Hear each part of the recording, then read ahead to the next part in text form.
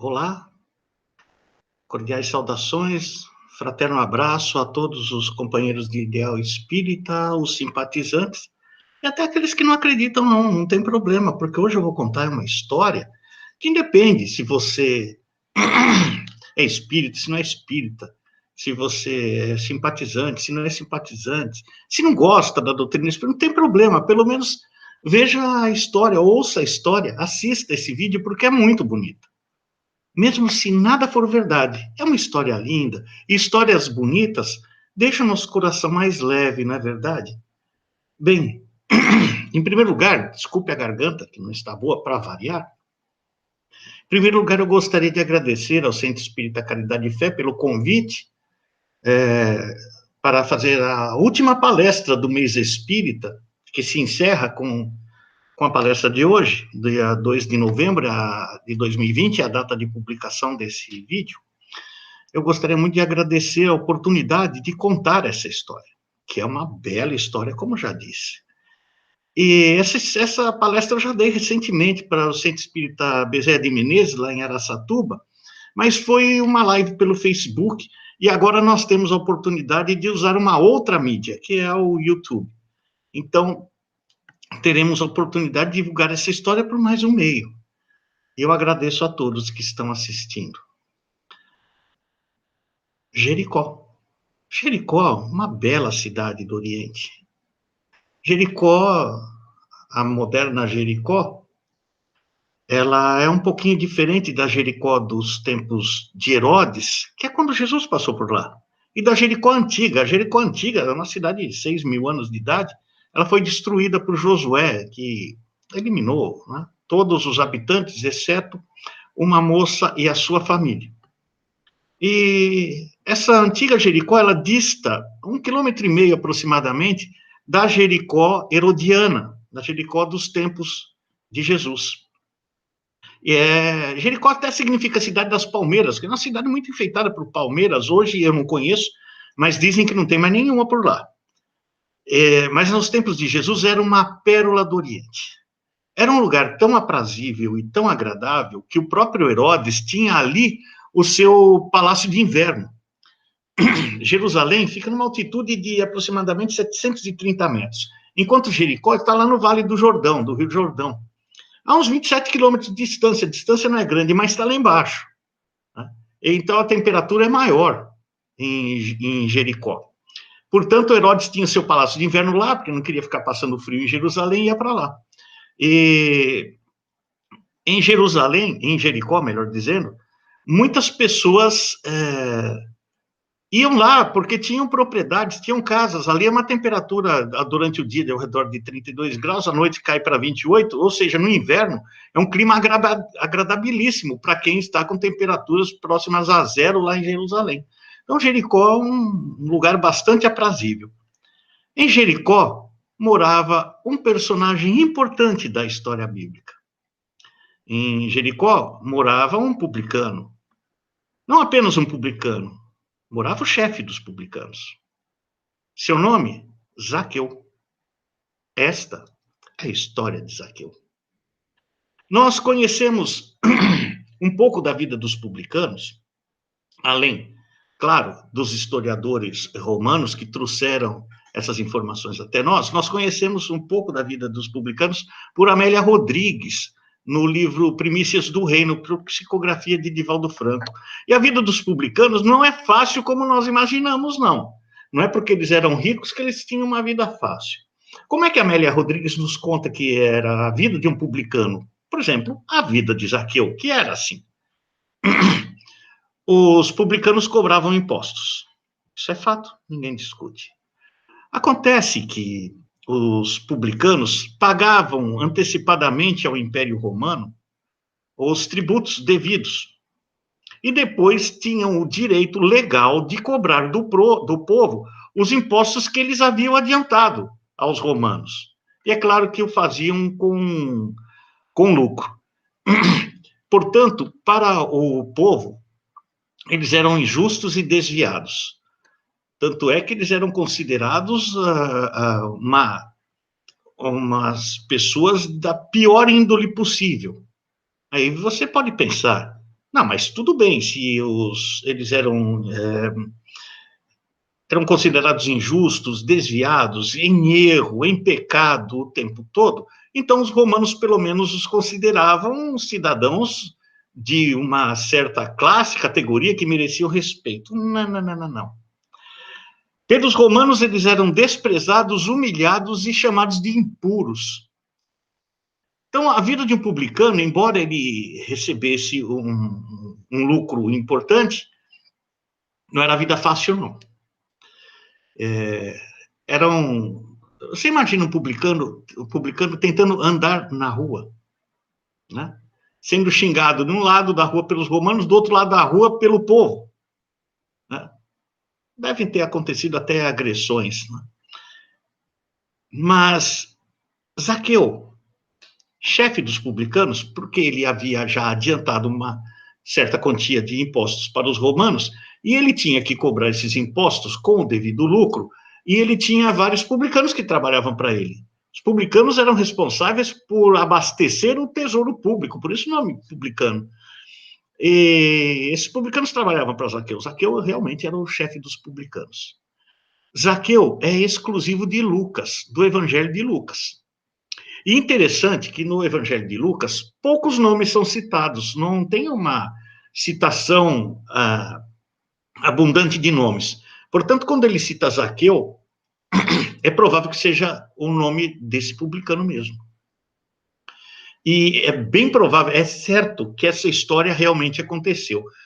Vamos lembrar que Lucas era um artista, era um médico, foi escolhido por Paulo de Tarso para redigir os Atos dos Apóstolos, então era alguém que sabia muito bem o que estava falando.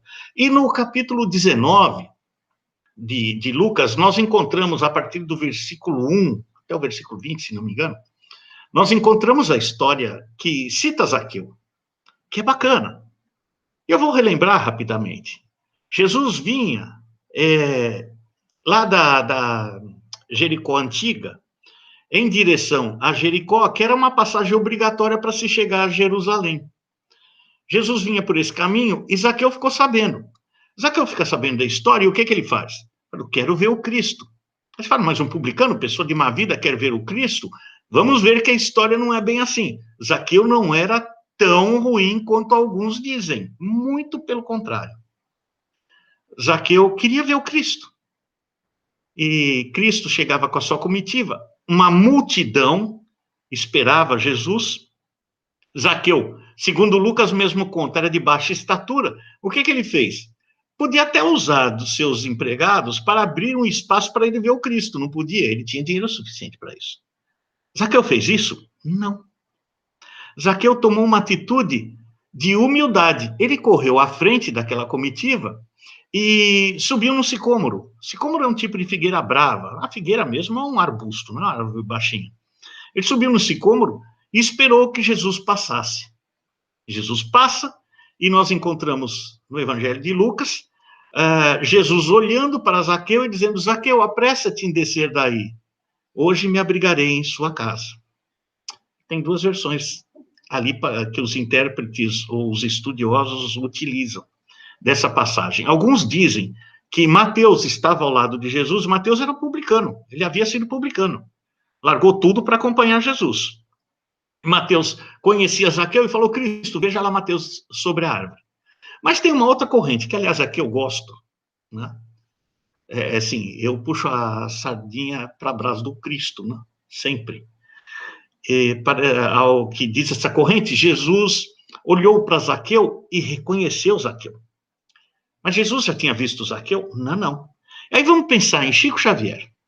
Os que conhecem as histórias de Chico Xavier sabem que as pessoas chegavam até Chico Xavier as recebia as cumprimentando pelo nome. E nunca ele havia visto a pessoa. E essas histórias que contam aí, que as pessoas eram entrevistadas antes de conversar com Chico Xavier, mentira, isso nunca aconteceu na vida de Chico Xavier. As pessoas chegavam lá, iam conversar com Chico, e Chico as recebia como se já as conhecesse há muito tempo, chamando-as pelo nome. Mediunidade, é claro. E qual o maior médium que já passou sobre a Terra, capaz de realizar eventos ligados à mediunidade de efeitos físicos que são considerados milagres até hoje. Jesus provavelmente olhou Zaqueu e reconheceu Zaqueu. E a gente vai ver que Jesus, lá na casa de Zaqueu, dá mostras disso. Jesus olha, Zaqueu, se apressa, desce daí, porque eu vou me abrigar na sua casa. Você imagina o coração da pessoa? Você imagina? Imagina que você está lá na rua e um ídolo seu, a pessoa que você basicamente idolatra, sabe? Seja um artista, seja qualquer pessoa, você idolatra. Você encontra a pessoa, né? Olha para a pessoa e fala, você não pode me abrigar na sua casa hoje? Com que prazer você faz isso? Foi o que aconteceu com Zaqueu. Zaqueu correu para mandar preparar um banquete para receber Jesus. Quando Jesus chega na casa de Zaqueu, está tudo arrumado, a família está na porta, esperando Jesus e sua comitiva. Bom, ali eles conversam durante o jantar e tudo, né? O banquete é descrito por Humberto de Campos no livro Boa Nova, na psicografia do Chico Xavier, bacana, deve ser lido, é bonito, assim como o Primício do Reino, é um livro lindo, viu? Que é do Divaldo, psicografia do Divaldo, Amélia Rodrigues, autora. Bom, ali, em certo momento, Zaqueu chega para Jesus e aí tem um problema de tradução. Algumas traduções, em português, nós vamos encontrar, e Zaqueu chega para Jesus e fala, mestre, a partir de hoje, ou restituirei, ou pretendo restituir em quádruplo tudo aquilo que eu eventualmente tenha cobrado indevidamente. E eu darei no futuro metade dos meus bens aos pobres, ou metade dos meus ganhos aos pobres, melhor dizendo.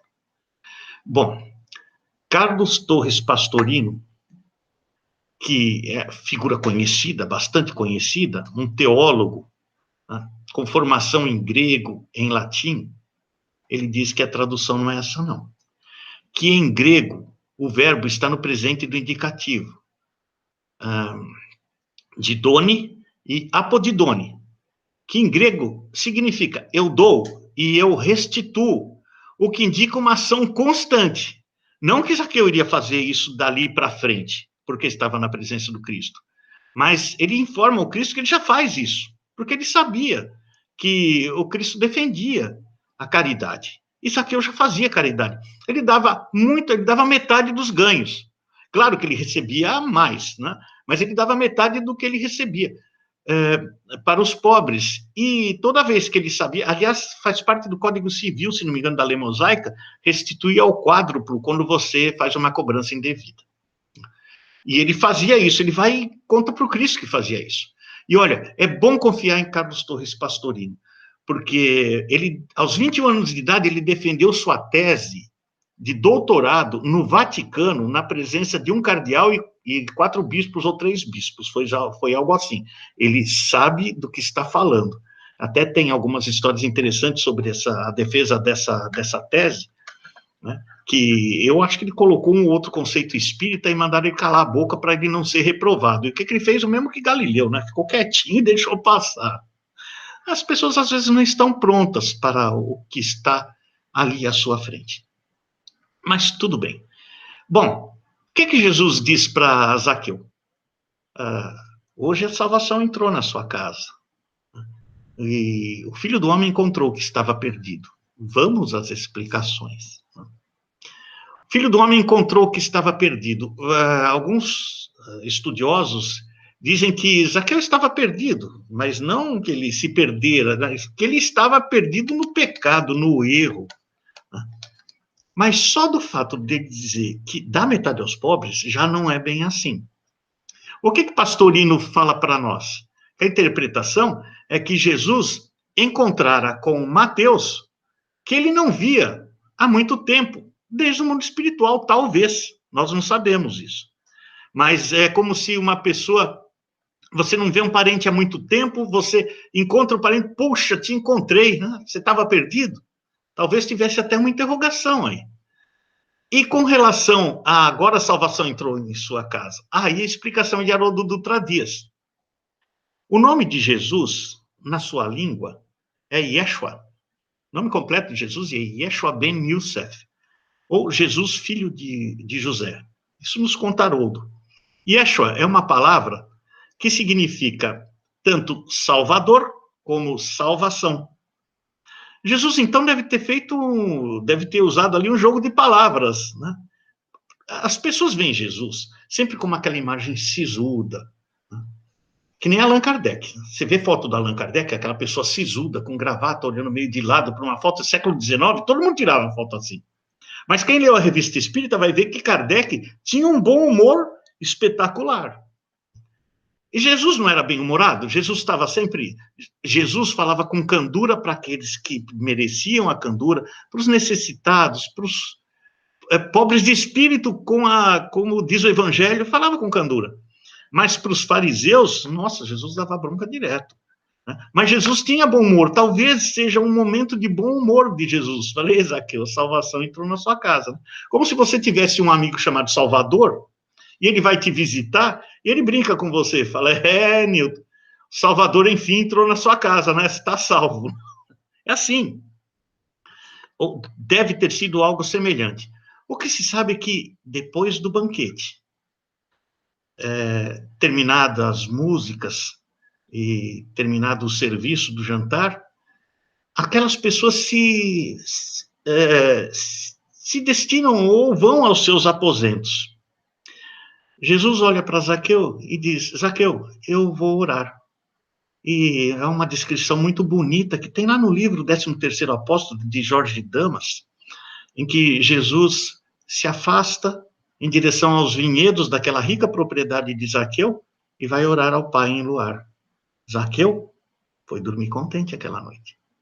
Zaqueu estava feliz. No dia seguinte, Zaqueu encontra Jesus ali ao lado do poço, dos jardins, daquela propriedade maravilhosa que Zaqueu possuía. Zaqueu pede permissão ao Cristo para acompanhá-lo. Jesus não só concede, como informa os apóstolos, Zaqueu vai conosco. E Zaqueu segue com a comitiva de Jesus em direção a Jerusalém, subindo a estrada de Jerusalém. Aliás, é nessa estrada que se passa a parábola do bom samaritano. Lembra como ela inicia? Um homem descia de Jerusalém para Jericó. É a mesma estrada. Só que agora é a subida. E demorava mais para subir. E eles seguem, a comitiva segue. E Zaqueu acompanha Mateus. Eles eram amigos, eles eram conhecidos. Zaqueu acompanha Mateus e diz a Mateus, Mateus, o que é preciso para ser discípulo do Cristo? Ele nem falou em apostolado, falou discípulo. Eu gostaria de ser discípulo do Cristo. O que eu preciso para isso? Mateus falou, olha, não existe nenhum cerimonial, mas você pode ser batizado. Eu seria batizado pelo Cristo? Não, Cristo não batiza. Mas eu vou chamar aqui Simão Pedro e Filipe. E ambos batizam Mateus. E Mateus resolve usar de uma tradição na época, segundo a qual a pessoa, ao ser batizada, ela podia escolher um outro nome. Muitos não faziam. Mas Zaqueu optou por fazer. E que nome ele escolheu? Ele escolheu um nome para homenagear Mateus. Existe uma forma, como é que eu vou dizer? Uma forma derivativa de Mateus, que é Matatias. Mas ele usou a forma abreviada da forma derivativa, que é Matias. Nossa, Mateus foi homenageado dessa maneira? Foi. E Zaqueu é Matias? É. O tempo passa, Matias, agora como apóstolo, não, como discípulo do Cristo, acompanha todos aqueles eventos que levariam à morte de Jesus. Ele derrama lágrimas quando vê o Cristo na cruz, quando vê a mãe de Jesus e Madalena chorando aos pés do madeiro infamante, como diz Santo Agostinho. Ele acompanha esse caminhar de Jesus até o Gólgota, até o Calvário. E ali Jesus desencarna. Bom, o que é que desculpe, o que é que Matias agora faz? Ele vai trabalhar com Pedro e Tiago na obra de caridade que ambos haviam fundado em Jerusalém, a Casa do Caminho. Ali, Matias, nosso querido Zaqueu, ele se destacou pela dedicação ao trabalho naquele local, naquele santo local. Durante o dia, ele dava aulas, afinal, ele era letrado.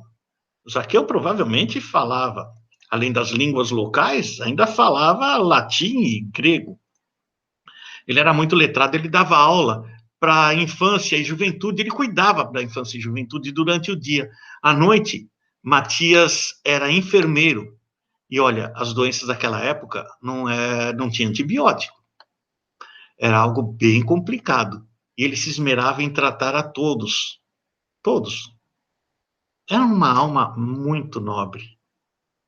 E assim foi durante muito tempo. É interessante que essas informações a respeito de Zaqueu e de Matias, elas foram magistralmente compiladas no livro O 13º Apóstolo, de Jorge Damas Martins. Um livro que não é fácil de ser lido, não é um romance, ele é um livro técnico que exige dedicação, e às vezes você está num capítulo, você tem que voltar para entender o que está acontecendo. Mas é fantástica a compilação de eventos que levam a deduzir que realmente Matias é Zaqueu. Bem, ali está então nosso querido Matias, trabalhando na Casa do Caminho. E passam-se anos, muitos anos. Paulo, ex-Saulo de Tarso, agora Paulo, nessa época estava em Cesareia, onde ele era responsável por uma florescente, uma proeminente instituição cristã em Cesareia. A essa época, os cristãos não eram perseguidos como foram após Nero.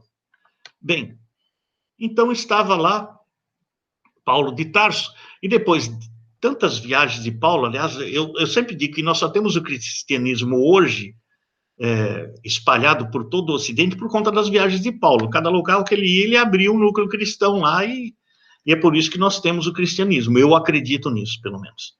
E lá em Cesareia, ele tinha uma igreja florescente mesmo, era algo muito importante. Entretanto, ele foi preso. Foi preso e levado para ser julgado em Roma por César. A igreja ficou sem um responsável. Simão Pedro, sabendo disso, ele determina que Matias vá até Cesareia para tomar conta da igreja fundada ali por Paulo de Tarso. E Matias vai. Durante muito tempo, Matias cuida daquela igreja. Matias cria toda uma obra assistencial, como nós chamaríamos hoje em dia, ao redor da igreja. E passa a ser bem conhecido por seus, digamos assim, dons no tratamento com as pessoas e na assistência que dava aos desvalidos de toda sorte e aos doentes de todo tipo. Bem, Matias ali está dirigindo essa igreja e esta obra social, que nós poderíamos chamar hoje em dia de Casa dos Benefícios, né? E nós vamos ver por quê depois. Quando o povo em Cesareia resolve se rebelar contra o Império Romano. É excelente ideia. Né? Excelente. No primeiro século do cristianismo, os cidadãos vão se rebelar justamente contra o Império Romano. O que acha que aconteceu? Cesareia foi dizimada, foi destruída, acabou Cesareia. A igreja de Matias, fundada por Paulo, foi destruída, não ficou pedra sobre pedra. Matias escapou por milagre de morrer ali. E ele estava lá, meio desesperado. O que eu faço? O povo foi massacrado, a cidade deixou de existir. A igreja nem em pé mais está. Só que exatamente aí ele recebe uma mensagem de Filipe, que o havia batizado no caminho de Jericó para Jerusalém. Bom, o que havia acontecido com Filipe? Filipe tinha ido pregar na Etiópia. e fora bem recebido na Etiópia. Ele se tornara amigo de um oficial eunuco da rainha da Etiópia. Algumas fontes dizem que o nome dela era Candace, e alguns dizem que Candace não era nome, que era o título. Tem importância. Ele conhecia esse oficial que cuidava de assuntos relativos à rainha lá no palácio. E ele faz um convite a Matias para que ele vá até a Etiópia e reconstitua a sua obra lá, que era um local extremamente carente. Bom, Matias vai até lá. Um pouco antes, isso é bom que se diga, que nesse tempo Matias já era apóstolo. Como é que foi essa história? A gente vai lá no Atos dos Apóstolos de São Lucas, no primeiro capítulo, nós vamos ver logo no comecinho, acho que a partir do versículo 15, nós vamos ver que havia sido decidido pelos apóstolos a substituição de Judas, que houvera se suicidado depois dos eventos do Gólgota, do Calvário de Cristo. Bom, e aí eles tinham dois candidatos, um Barsabás, que tinha o cognome de O Justo, e o outro era Matias. O que eles decidiram? Vamos deixar que Deus decida. E lançaram a sorte, segundo o texto de São Lucas. Bom, ao se lançar a sorte, né, ou seja, por sorteio, Matias foi levado à condição de apóstolo. Então, quando ele vai para a Etiópia, até quando ele foi para Cesareia, se não me engano, ele já era apóstolo do Cristo. Embora Cristo estivesse desencarnado, já podemos considerar Matias como um apóstolo. Haviam 12, ele foi o 13º, porque um se suicidou, ele assumiu o lugar, mas como 13º apóstolo.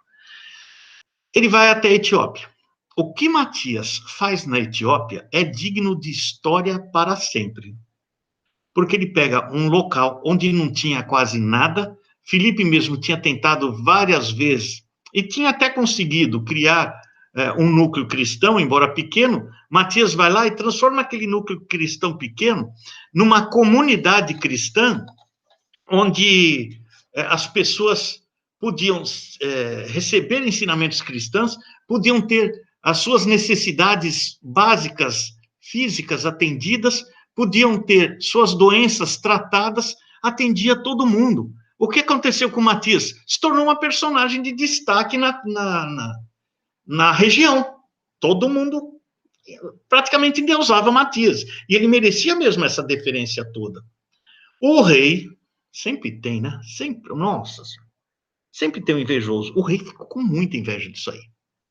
Embora Matias fosse defendido pela rainha, o rei num dia lá, enfurecido, eu não sei muito bem essa história, não tive muito acesso a ela, mas sei que aconteceu.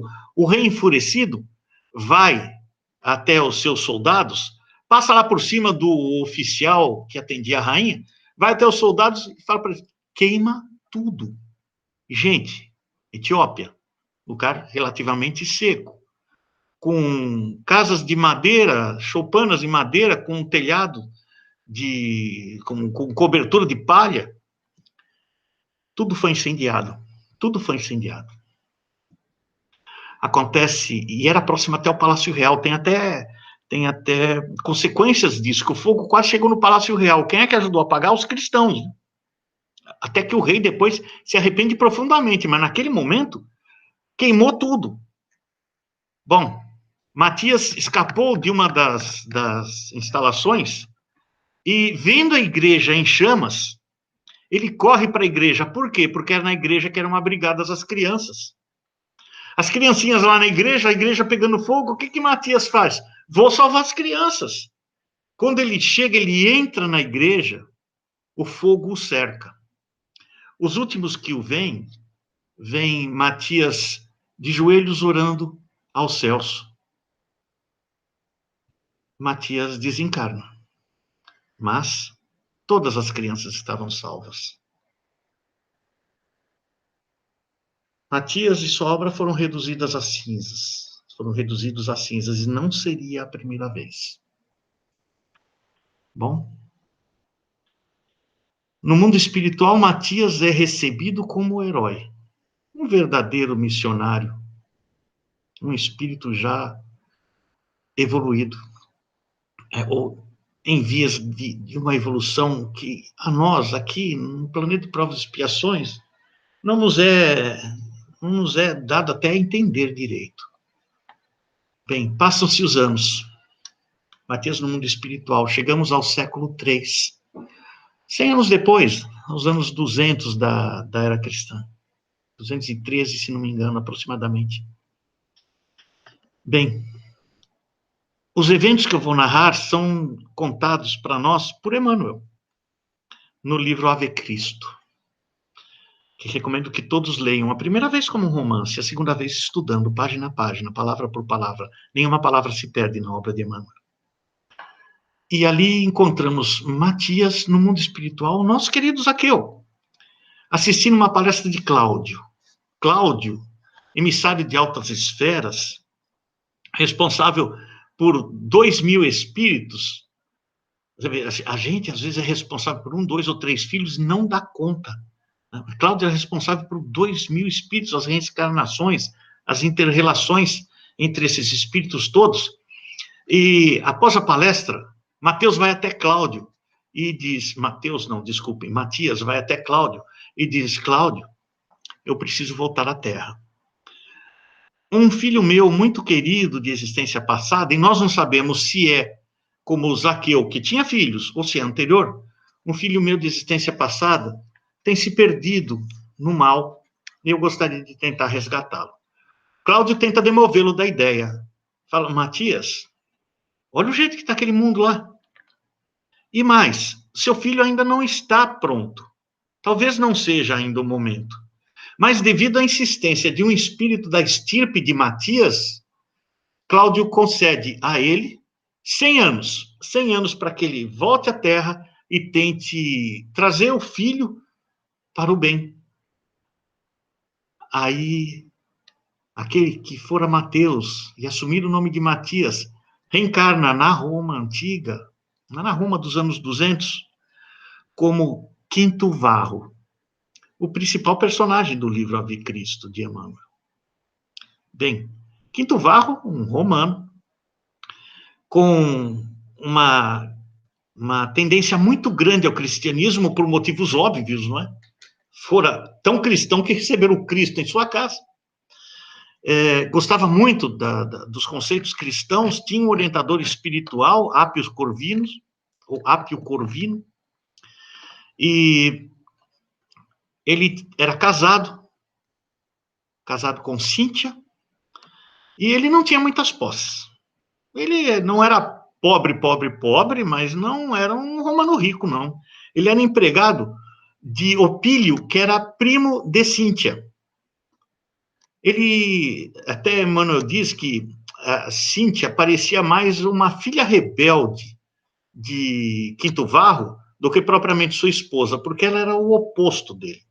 Ela só pensava em festa, só pensava em bens materiais, só coisas do gênero. Quando ele falava de cristianismo, ela dizia para ele: Quinto Varro, dá uma olhada como se vestem as mulheres que vão nas reuniões cristãs. Eu que não vou me dignar a usar aqueles trajes tão simples. Eu prefiro ir aos nossos deuses trajada com a elegância que uma romana merece. Ou seja, é uma pessoa fútil. Eles tiveram um filho, Tassiano. Tassiano é exatamente o espírito que Zaqueu voltar à Terra como Quinto Varro para resgatar. Mas Quinto Varro, ele era funcionário, como já disse, de Opílio. E Opílio vivia mandando Quinto Varro para tarefas em regiões distantes. Ele ia, viajava, passava dias, voltava. E numa dessas indas e vindas, o Quinto Varro terminou a sua missão comercial lá, terminou e ele volta precocemente à residência. E quando ele entra na residência, ele ouve no seu quarto a sua esposa Cíntia com seu primo Opílio conversando. Gente, Roma, ano 200 e pouco. O que faria um romano nessa situação? O que faríamos nós nessa situação hoje em dia? Sabe o que ele fez? Lembra que ele era Zaqueu, ele era Matias. Sabe o que ele fez? Esperou. Falou: pode não ser nada do que eu estou pensando. Eu vou aguardar um pouco para ver o tom da conversa. Infelizmente, era o que ele estava pensando. Mas mesmo assim, ele mantém a compostura. Ele ouve de Opílio que ele já tinha a Cíntia para ele há um ano, e que ele pretendia mandar eliminar Quinto Varro para assumir a sua esposa e o seu filho, Tassiano, que tinha um aninho de idade. Quinto Varro sai dali pensando em raptar o seu próprio filho, o bebê, Tassiano, mas antes ele pensa, vou conversar com Appius Corvino, que é meu orientador no cristianismo. Foi lá, conversou com Corvino, e Corvino lhe diz, Quinto Varro, Cíntia é uma má mãe? Falou, não, como mãe ela é espetacular, como esposa não, mas como mãe ela é perfeita. Você teria recursos para sustentar o seu filho? Falou, isso daria um jeito. Fala, e tem outra coisa, se você ficar lá, você vai morrer. O seu filho vai se tornar enteado de Opílio. Se você deixar o seu filho, ele vai continuar sendo enteado de Opílio, você vai continuar vivo. E vai poder cumprir outras missões. Mas que outras missões? Aí, Apio Corvino diz para ele o que lhe fez mudar de ideia. Quinto Varro, você não está aqui para servir o Cristo? Ele, então, recebe de Corvino um convite para acompanhá-lo em uma viagem até a África, onde Corvino iria continuar a divulgação do cristianismo. Bem, Quinto Varro acompanha. Em determinada parte do caminho, um homem chega até Quinto Varro, ele diz, Quinto Varro, eu fui contratado por Opílio para lhe matar. Mas quando eu ouvi, eu reconheci. O seu pai, ele auxiliou tanto a minha família, tanto especialmente meu avô, que eu não posso matá-lo, porque eu tenho uma dívida para com a sua família. Mas outros estão comigo, e eu tenho que lhes apresentar um corpo. E fala, mas o que é que você vai fazer? Eu já fiz. Eu matei Appius Corvino. Quinto Varro, então, sai correndo até onde Corvino deveria estar, encontra Corvino ensanguentado, vomitando sangue, praticamente. Mas, ao tomá-lo nos braços, Apio Corvino lhe faz um discurso. Ó, gente, se vocês não quiserem ler o livro inteiro, vá lá na internet e procura discurso de Apio Corvino a Quinto Varro, ou fala de Apio Corvino a Quinto Varro. Além do conteúdo doutrinário excepcional, ainda tem uma poesia incrível o texto que Emmanuel nos conta. Quinto Varro, então, prossegue na viagem. Seu amigo estava morto, seu orientador havia voltado ao mundo espiritual. Ele prossegue na viagem, mas ele opta por mudar de nome. Lembra que ele já tinha mudado quando Ezaquiel mudou para Matias? Dessa vez ele mudou de Quinto Varro para Corvino, em homenagem ao seu orientador. Mas ele não usou Apio Corvino, ele usou Irmão Corvino. Então, Quinto Varro e Irmão Corvino são a mesma pessoa. Passam-se os anos, muitas intercorrências, muitos casos acontecem, e eu estou pulando por cima de todos eles, que nós já temos aí 40 minutos, eu não cheguei nem na metade, que a história é grande, mas é linda. Quinto Varro, agora, Irmão Corvino, ele volta para Roma, cria uma instituição chamada Casa dos Meninos. Ele trabalhava, para vocês terem uma ideia, ele trabalhava como jardineiro. Envelhecido, totalmente irreconhecível, mas ele tinha sua obra de caridade para crianças em desamparo, a Casa dos Meninos. E aonde que o destino leva para trabalhar? Na casa onde viviam Cíntia, Opílio e Tassiano, o seu filho, que ele deixara há muitos anos, aos cuidados de Opílio e de Cíntia. Bem, ele trabalhando lá, ele numa renúncia, talvez muito difícil para nós aceitarmos hoje em dia, numa atitude de renúncia muito grande, ele não conta para Tassiano que era o seu pai. E nas conversas com Tassiano, ele descobre que Tassiano odiava os cristãos. Tassiano não podia ouvir o nome de Jesus. Tassiano tinha um ódio profundo aos cristãos. Por quê? Porque disseram que seu pai havia se tornado cristão, mas houvera sido assassinado pelos cristãos, que os cristãos haviam matado o Quinto Varro, o seu pai. Ele detestava cristão.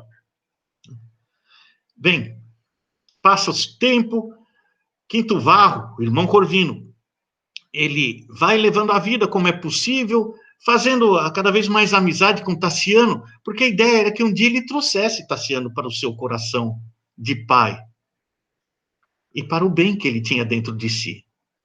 Tassiano irredutível, né, nas suas convicções anticristãs. Pois bem, um dia um dia Tassiano, ele adoece. Quem fica ao seu lado, quem o consola, quem o auxilia, talvez quem tenha lhe aplicado alguns passes, ou, com certeza, quem orou por ele o tempo todo, em nome de Jesus, foi justamente o irmão Corvino, o seu pai. Tassiano melhora. E para homenageá-lo, para homenagear a melhora de Tassiano, o irmão Corvino, jardineiro daquela casa, Quinto Varro, o pai, organiza um coral do coro dos meninos, um coral dos meninos que eram amparados na Casa dos Meninos, a obra social de irmão Corvino. O coral canta lindamente, músicas maravilhosas. Tassiano se emociona. Talvez fosse o momento de revelar a verdade a Tassiano. Aquele coração despontara naquele instante para sensações mais belas, não é? Não. A última música fazia referência a Jesus. A última música, lindíssima, louvava o Cristo. Tassiano ouve aquilo e se revolta, ao ponto de mandar soltar os cães ferozes da propriedade sobre as crianças. E fez isso. Machucou muitas crianças, mas um menininho de 5 anos em especial foi mordido no abdômen. O cão abriu a barriguinha da criança, para falar em termos mais leigos.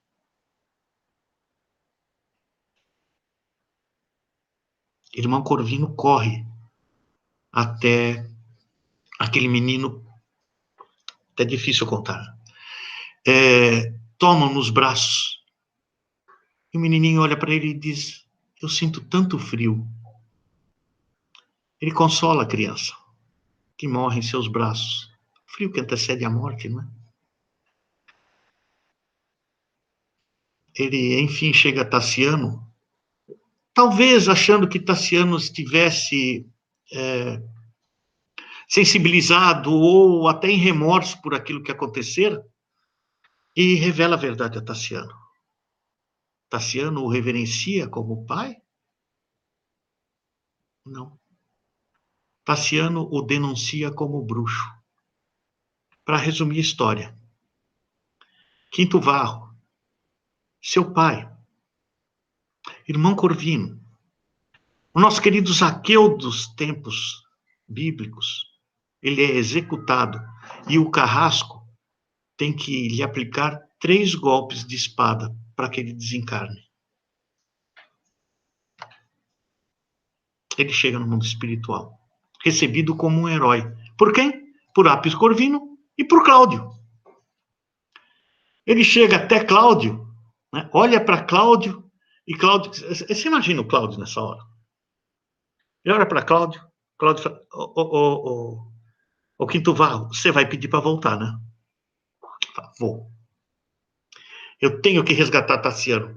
Mas você não viu o que aconteceu? Talvez o rapaz não esteja pronto. Ele fala: talvez agora esteja. Ele viu a morte daquela criança. Talvez seja um momento. E Cláudio lhe diz: lembra que eu lhe concedi 100 anos? Você tem que voltar imediatamente. Não pode nem relaxar, nem descansar aqui no mundo espiritual. Você tem que voltar imediatamente. E mais, você vai viver pouco. 100 anos vão acabar. Não vai ser fácil, Quinto Varro. Vai ser complicado. Quinto Varro diz: eu aceito o desafio, eu vou, eu tenho que resgatar Tassiano. Quinto Varro volta. Como o jovenzinho, pobre, Quinto Celso. O nome até parecido. Quinto Celso, filho de Hortência. Hortência é uma romana pobre. E quando o Quinto Celso tinha 7 anos, ela adoece com tuberculose. E o que é que esse menininho faz? Lembra que nós estamos falando de Zaqueu, Matias e Quinto Varro. O que é que o Quinto Celso faz? Vai tocar alaúde na praça e cantar para trazer algumas moedinhas para sua mãe que não podia mais trabalhar. A mãezinha Hortência, de Quinto Celso, desencarna. Volta para o mundo espiritual. Quinto Celso, então, é acolhido por Agripa e sua esposa. Agripa era um panificador, era um padeiro. Até algumas tradições espíritas dizem que Agripa, depois de algumas reencarnações, viria a reencarnar no Brasil como Peixotinho. Talvez com certeza, acho que sim, né? O maior médium de efeitos físicos que o Brasil já conheceu. Peixotinho, as materializações pela mediunidade de Peixotinho tinham luz própria, que é um fenômeno bastante raro. E até conta-se que um dia se materializou lá nas reuniões, que tinha lá Sheila, Zé Grosso, tinha alguns espíritos que... Zé Grosso é um espírito muito divertido, e Sheila sempre auxiliando as pessoas, umas reuniões de cura espetaculares. Aí um dia se materializou Clarencio, o ministro do nosso lar, que havia resgatado André Luiz, quando André Luiz estava no umbral, né, pela mediunidade de Peixotinho, que deve ter sido, segundo algumas tradições, Agripa, que recolhera o Quinto Celso, o menininho de 7 aninhos. Esse menininho fica lá um tempo com Agripa, e depois, tem que ler o livro para ver todos os eventos, mas ele acaba sendo adotado justamente por Tassiano, que se apaixona pela criança, sem saber que era seu pai, cuja morte ele mesmo havia providenciado há muitos anos atrás. Só que agora Tassiano trazia dentro de si o peso do remorso. Tassiano trazia de si as dores, até porque a vida não lhe havia sido fácil, ele perdera muito durante a vida. E agora ele encontrara amparo num jovenzinho, que ele trata como se fosse seu próprio filho. Com amor, com carinho, ele se apaixonou pelo Quinto Celso, que, em espírito, já era apaixonado por ele. Então, a relação entre eles era uma relação extremamente bonita, saudável, uma relação muito próxima. E Quinto Celso, afinal, era um espírito que há muito tempo era cristão. Quinto Celso vai se tornar cristão. E dessa vez, depois de muito tempo, Quinto Celso consegue convencer Tassiano a participar de cultos cristãos. E Tassiano se torna um cristão fervoroso. Olha o trabalho que teve Zaqueu com o filho dele. Quinto Celso se torna um cristão fervoroso. Fatos acontecem, anos se passam, e nós vamos encontrar ambos condenados à morte, por serem cristãos, convidados a se retratarem, a abjurarem o Cristo. Quinto Celso não o faria, por motivos óbvios, olha o espírito que estava ali. Tassiano também não fez, ele só fez um pedido: eu quero morrer ao lado do meu filho. Eles foram amarrados em estacas e o fogo foi ateado. Conta Emmanuel que, em meio às contorções produzidas pelo fogo, Quinto Celso eleva o olhar, diz uma frase bonita e termina dizendo: viva Jesus! E volta ao mundo espiritual. Agora, como tendo resgatado Tassiano, além de tudo que fizera nos tempos desde que fora Zaqueu. Chegamos ao século VI, ano de 500, 513, 500 alguma coisa, então, acho que 513. Nós vamos ter uma história contada por uma psicografia recebida por Chico Xavier no ano de 1986. Chico Xavier recebe essa psicografia que conta-nos o seguinte: em Roma, haviam 2 irmãs gêmeas, Ceres e Cecília. E se elas eram idênticas fisicamente, não podiam ser mais diferentes em espírito. Ceres materialista, Ceres só pensava em propriedades, joias, roupas, festas. E Cecília era muito tendente ao cristianismo. Cecília desejava ser cristã. Lembremos que no ano de 513 já havia sido publicado o Édito de Milão. Os cristãos não eram mais proscritos. Eram até detestados por muitos, né? Mas não eram proscritos. A religião podia ser praticada livremente. Bem, Cecília encantava todos que a conheciam. Isso era um fato. E ela encantou um nobre romano de nome Coriolano Rufus, muito rico. Se apaixonou pelo jeito da menina bondosa que era Cecília. E muito bela, diga-se de passagem, né? Eles se casam. Para dissabor de Ceres, que tinha uma inveja danada da irmã. Bem, eles têm um filhinho, Pompílio, uma graça, muito amado pelo pai e pela mãe. E logo depois do nascimento de Pompílio, aí uns 2 ou 3 anos depois, entra em cena Cláudius, Appius Cláudius, ou Appius Cláudio, não lembro direito o nome, me desculpe. Mas acho que era Cláudius mesmo. Bom, ele se apaixona por Cecília, esposa de Rufus. Aí você fala, pronto, lá vem novela mexicana, né? Não, não, não. Appius Cláudius respeitou o decoro com relação ao casal. Ele amava Cecília, mas nunca se insinuou a ela, não. Bom, certa feita, Coriolano vai a uma viagem de negócios que seria relativamente demorada. Nesse ínterim, o pequeno Pompílio adoece. A criança ficou doentinha. Os médicos romanos não conseguiam solucionar o problema de saúde de Pompílio. Entra então em cena Domitila. Domitila era muito amiga de Cecília. E chega para Cecília e fala, Cecília, se os médicos aqui não dão jeito, talvez o irmão Parmênio, lá em Posidônia, consiga resolver o problema dele. Algumas curas muito interessantes estão acontecendo lá. Quem era o irmão Parmênio? Adivinha, era o irmão Parmênio. Muito jovem já se houvera voltado ao cristianismo, né? E foi expulso de casa por ser cristão. Eu falei que não era proscrito, mas tinha gente que não gostava nem um pouco. A família dele, anticristã. Coriolano mesmo, não gostava dos cristãos, não, era devoto de Júpiter. Tanto é que Cecília não se tornara cristã em respeito ao marido. Mas Parmênio, quem que era Parmênio? Expulso de casa, jovenzinho por ter se tornado cristão. Parmênio era Zaqueu, que fora Matias, que fora Quinto Varro, que fora Quinto Celso, que agora vinha como irmão Parmênio. Foi expulso de casa. Você já pensou? Se você expulsa de casa um espírito desta ordem, né? A família fez.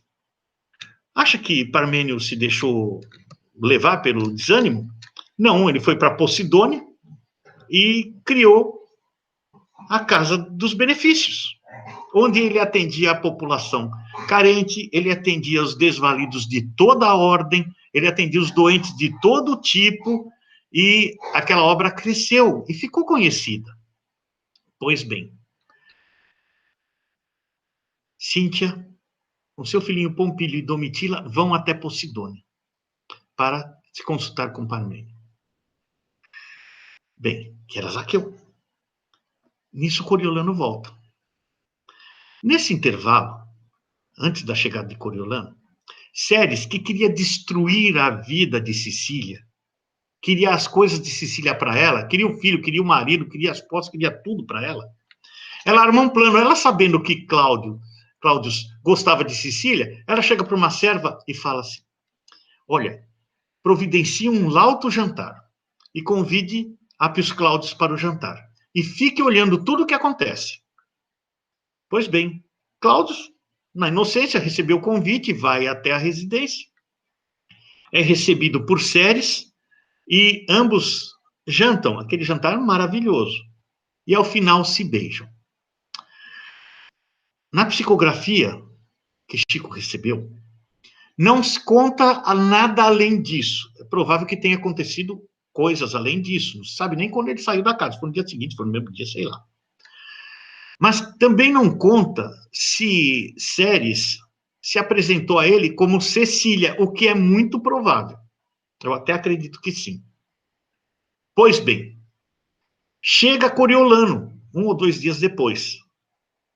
Quem é que vai receber Coriolano? Justamente a serva de Ceres, que conta o que havia visto. E Coriolano, já irado, possesso, fala para ela, mas teria Cecília caído na infidelidade de tal maneira indigna? Era afinal, Cecília ou Ceres? Ela fala, sabia que era Ceres, mas a mulher diz a Coriolano, meu senhor, eu não sei, eu não consigo distinguir uma da outra. Olha só os rolos que as pessoas arranjam para si próprias e para os demais. Coriolano, então, enfurecido, pergunta para Cecília, cadê Cecília?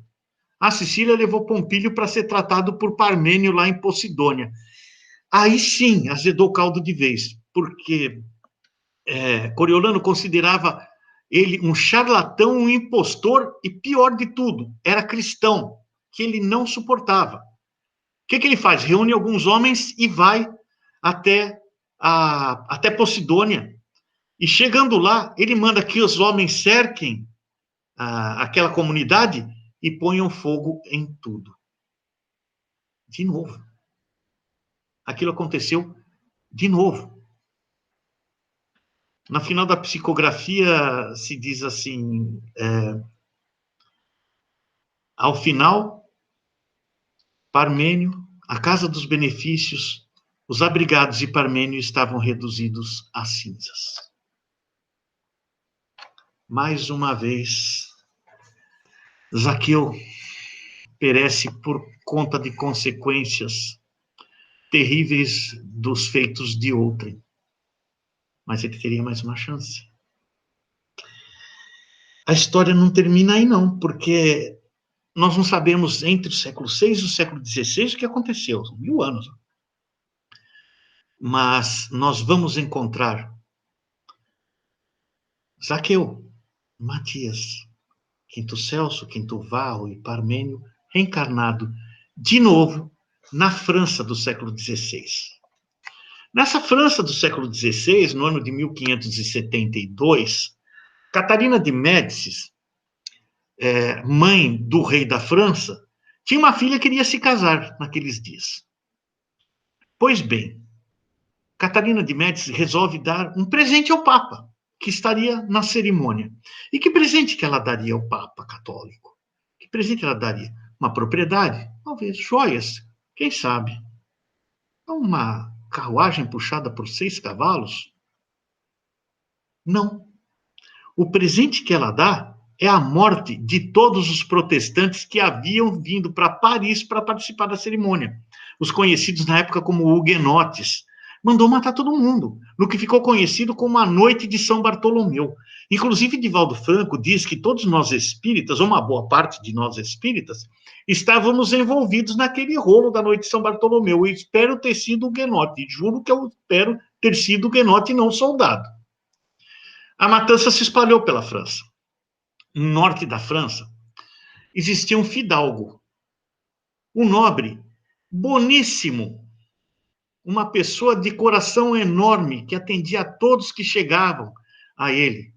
Caridoso, era um médico, atendia de graça a todos aqueles que não tinham recursos para pagá-lo. Era conhecido como o médico dos pobres, olha só. Seu nome? Carlos Felipe Betancourt de la Chapelle. Carlos Felipe, ele está ali muito preocupado com toda essa situação que estava acontecendo, mas ele decide não fugir. Ele acredita na bondade dos soldados que chegariam até ele uma hora ou outra. Acontece que os soldados que chegaram eram comandados por Louis Narbonne, o capitão de fé. Uma pessoa de coração bastante duro, para dizer o mínimo.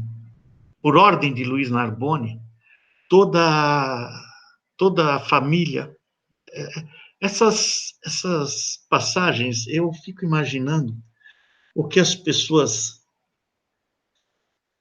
sentiram, e eu fico um pouco, me toca, Talvez até por ter participado de eventos semelhantes naquele período, não sei, mas é algo que, ao contar, eu fico um pouco chocado, sabe?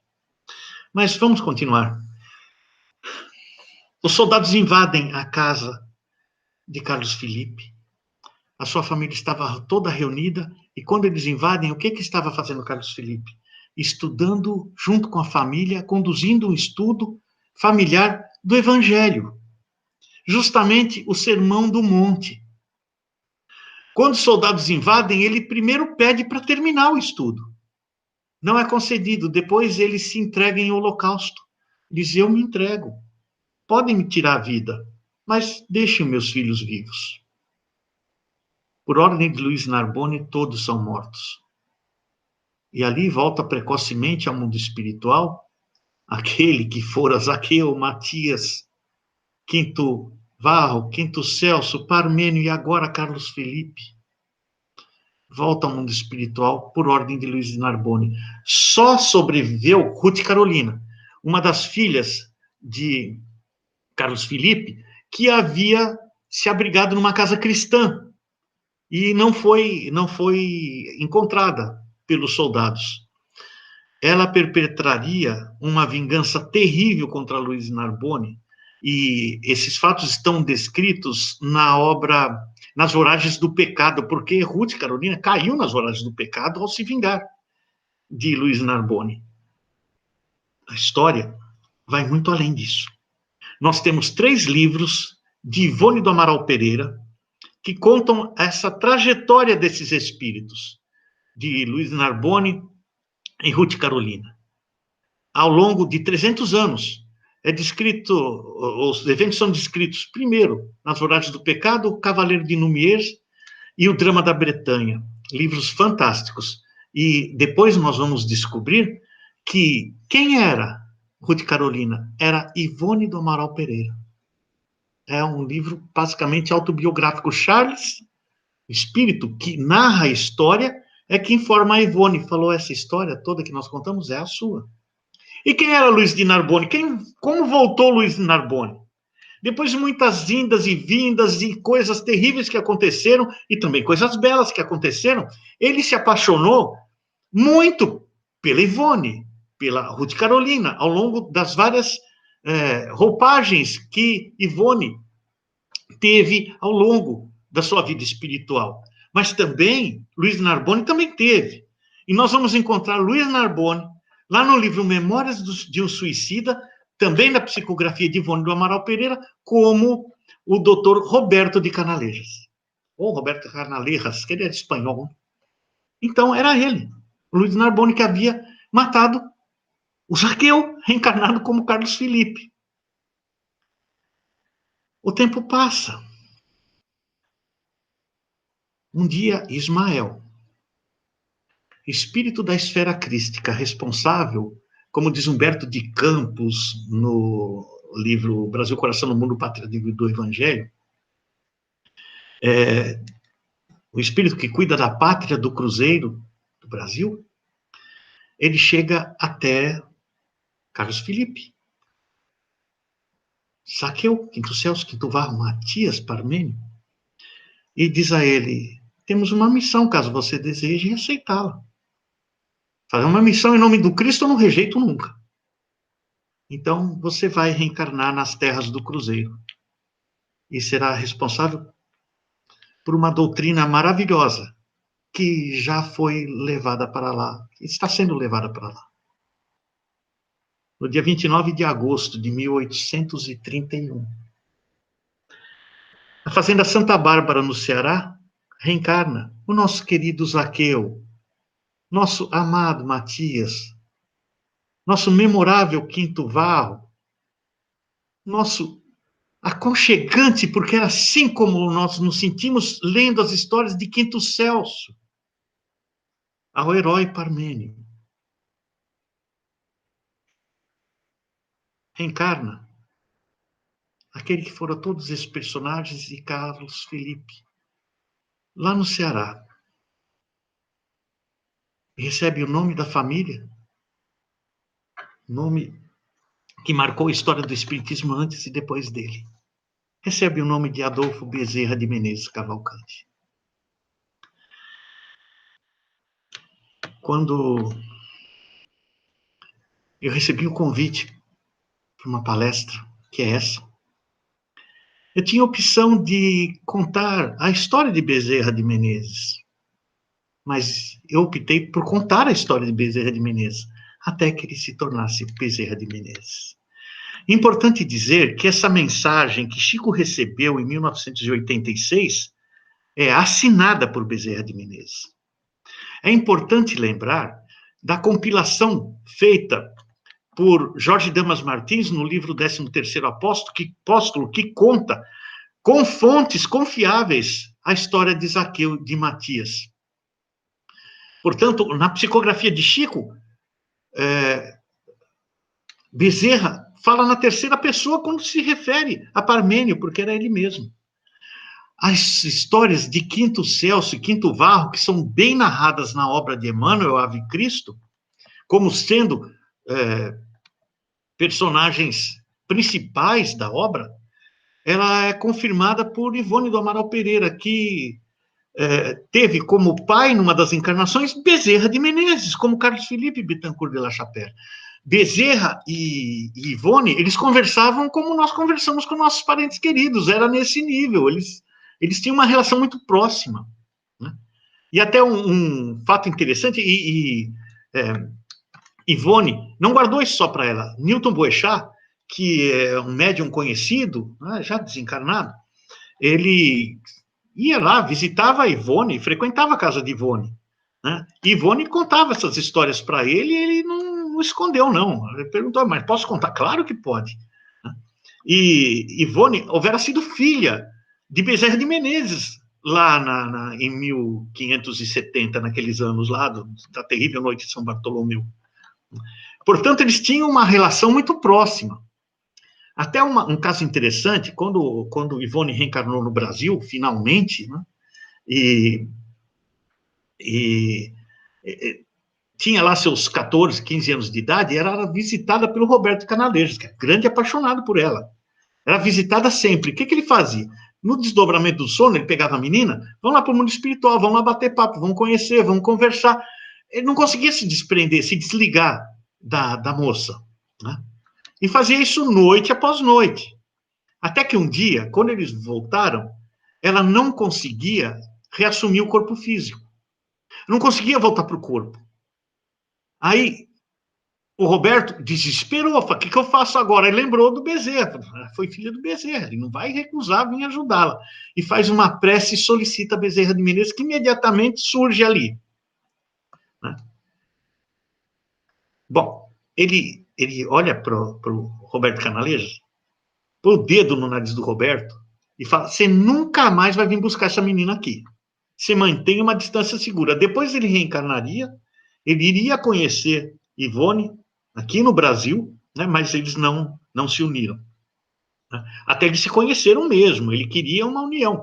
Bezerra, dessa vez, chegou para Ivone e falou, não, já deu muito rolo, vamos esperar mais um pouco. Né? E ele dá uma bronca danada. Aí Bezerra vai lá e aplica um passe lá no corpo. A pessoa, passe de Bezerra de Menezes. Gente, se eu recebo um passe de Bezerra de Menezes, é capaz da minha miopia sumir, meu cabelo crescer de novo e ficar preto. A moça voltou imediatamente para o corpo, mas a bronca ficou. E Roberto de Canalejas respeitou. Uma coisa que é importante a gente dizer. A história da reencarnação ou das reencarnações de cada espírito, ela pertence a ele e a Deus. O que nós contamos aqui são fruto de fontes bastante confiáveis, mas lembremos que essa história pertence ao espírito e a Deus. Nem todos os fatos podem ser os verídicos e nem todas as coisas podem ter acontecido como aconteceram, mas o que nós sabemos é o seguinte: bendito o dia em que Zaqueu encontrou com Cristo. E bendito um dia que o nosso querido Zaqueu chegou às terras brasileiras, com o nome de Adolfo Bezerra de Menezes Cavalcante. Fiquemos todos na paz de Deus, que essas histórias tão belas nos toquem o coração, hoje e sempre. Que assim seja.